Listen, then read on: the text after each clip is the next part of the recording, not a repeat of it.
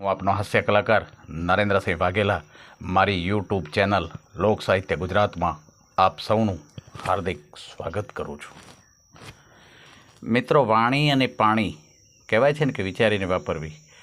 હવે એક જીભ 32 દાંતોની ભેળી રહે એટલે ઓલા 32 દાંત ભેળા થઈને રોજ એને ગગલાવે. એકદી જીભ ખીજાણી એટલે કે જુઓ, તમે રોજ અનાજની ચોરી કરો છો એ હું જાણું છું, પણ ક્યારેય હું કાંઈ બોલી નથી.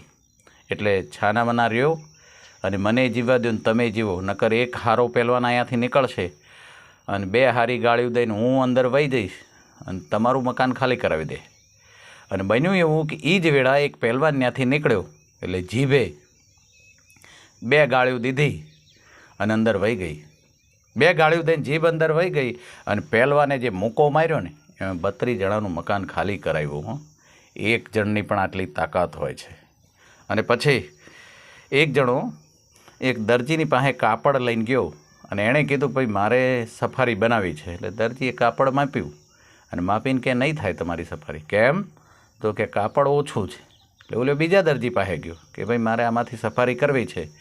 તો એટલે દરજીએ કાપડમાં માપ્યું અને પછી કે થઈ જાય. કાંઈ વાંધો નહીં. અઠવાડિયા પછી સફારી આવી ગઈ હતી. એટલે ઓલો માણસ પહેરીને બજારમાં ફરતો હતો. ત્યાં જે દરજીએ સીવી હતી સફારી એ દરજી એના દીકરાને લઈને ફરતો હતો અને એને જોયો તો એના દીકરાની સફારી એ જ કાપડમાંથી બનાવેલી. એટલે ઓલ્યો જેણે ના પાડી હતી જૂના દરજી પાસે ગયો અને કે જુઓ, તમે એમ કહેતા હતા કે કાપડ ઓછું પડે છે એટલે તમારી સફારી નહીં થાય. તમે એમ કહેતા હતા કે કાપડ ઓછું પડે છે એટલે તમારી સફારી નહીં થાય, પણ ઓલ્યા દરજીને જુઓ, એણે મારા કાપડમાંથી મારી સફારી તો બનાવી જ, પણ એના દીકરાની બનાવી.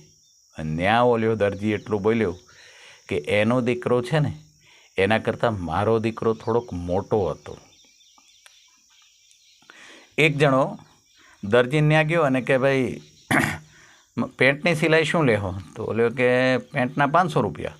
તો કે બહુ મોંઘા છે, બહુ સિલાઈ લ્યો છો. કાંઈ વાંધો નહીં. ચડ્ડીના? તો કે 250 રૂપિયા. તો ચડ્ડી સીવી દો. એટલે દરજી માપ લેવા બેઠો, કમરનું માપ લઈ રહ્યો, પછી પગની લંબાઈનું માપ લેતો તો એટલે દરજીએ પૂછ્યું બોલો લાંબી કેટલી રાખવું? એટલે ઓલો કે પાની સુધી જવા દો. એટલે કે એ તો પેન્ટ થઈ જાય. તો પછી કે પણ તું ચડ્ડી હીવને. અને એક જણો સ્ટુડિયોમાં ગયો ફોટો પડાવવામાં. એટલે કે ભાઈ પોસ્ટકાર્ડ સાઇઝના ફોટા પાડવા હોય તો કેટલા રૂપિયા લેવો?